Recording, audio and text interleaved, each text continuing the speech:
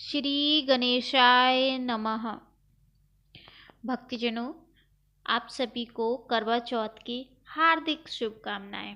करवा चौथ माता आप सभी देवियों के सुहाग को अमर रखें और आपको सदा सौभाग्यवती बनाए रखें। भक्तजनों, यहाँ पर हम जानेंगे कि कार्तिक मास में करवा चौथ की जो कथा बोली जाती है व्रत रखने पर, वो क्या कथा है उसका श्रवण करेंगे। तो शुरू करते हैं। कार्तिक मास की चतुर्थी तिथि को करवा चौथ का व्रत किया जाता है। करवा चौथ के व्रत का संबंध करवा माता और गणेश जी से है। साल की गणेश चतुर्थी को गणेश जी का पूजन किया जाता है और कार्तिक मास की चतुर्थी बड़ी चतुर्थी होती है, इसलिए इस दिन करवा चौथ व्रत होता है। इसलिए इस दिन करवा माता और गणेश जी की कहानी पढ़ी जाती है। इस व्रत में कथा सुनने का विधान है। सभी लोग अपनी अपनी परंपरा के अनुसार व्रत तथा कथा सुनते हैं। यह व्रत कथा सुनने के बिना अधूरा है। अगर आप भी करवा चौथ का व्रत कर रही हैं तो आप इस व्रत कथा में बहुत सारी कथाएं जुड़ी हुई हैं, जैसे कि साहूकार की बेटी गणेश जी की कथा का प्रमुख है। कुछ लोग धोबिन से जुड़ी कथा सुनते हैं तो कुछ लोग अपने हाथों में चावल रखे और कथा पूरी कर इन्हें भगवान को अर्पित कर देते हैं। इसके अलावा कथा सुनाने वाले को दक्षिणा जरूर दें। किसी के कथा दोपहर 12 बजे के बाद पढ़ी जाती है और किसी के यहाँ शाम को तारों की छाँव में कथा पढ़ते हैं।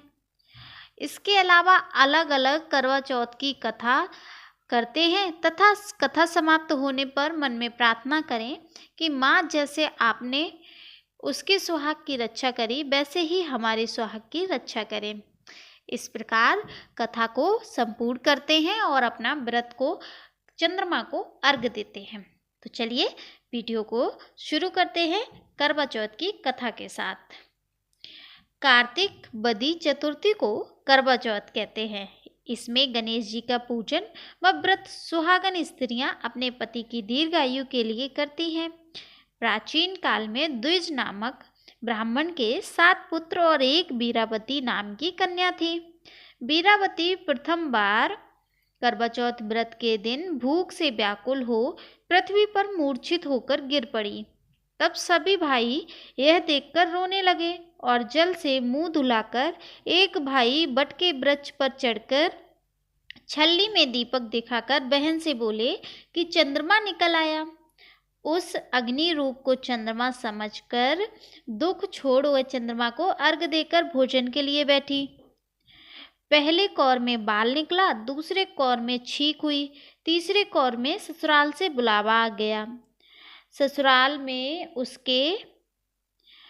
उसने देखा कि उसका पति संयोग से वहां इंद्राणी आई और उन्हें देखकर विलाप करते हुए बीरावती से बोली कि हे माँ, यह किस अपराध का मुझे फल मिला है। प्रार्थना करते हुए बोली कि मेरे पति को जिंदा कर दो। इंद्राणी ने कहा कि तुमने करवा चौथ व्रत बिना चंद्रोदय चंद्रमा को अर्घ्य दे दिया है, यह सब उसी का फल हुआ है। अतः अब तुम 12 माह के चौथ के व्रत व करवा चौथ का व्रत श्रद्धा और भक्ति से विधि पूर्वक करो, तब तुम्हारा पति पुनर्जीवित हो उठेगा। इंद्राणी के वचन सुन बीरावती ने विधि पूर्वक 12 माह के चौथ और करवा चौथ व्रत को बड़ी भक्ति भाव से किए और इस व्रतों के प्रभाव से उसका पति पुनः देवता सहज जीवित हो उठा। उसी दिन से यह करवा चौथ मनाई जाती है और व्रत रखा जाता है। हे माता, जैसे तुमने बीरावती के पति की रक्षा की, वैसे सभी पतियों की रक्षा करें, सबके पतियों की रक्षा करें। बोलो करवा चौथ माता की जय।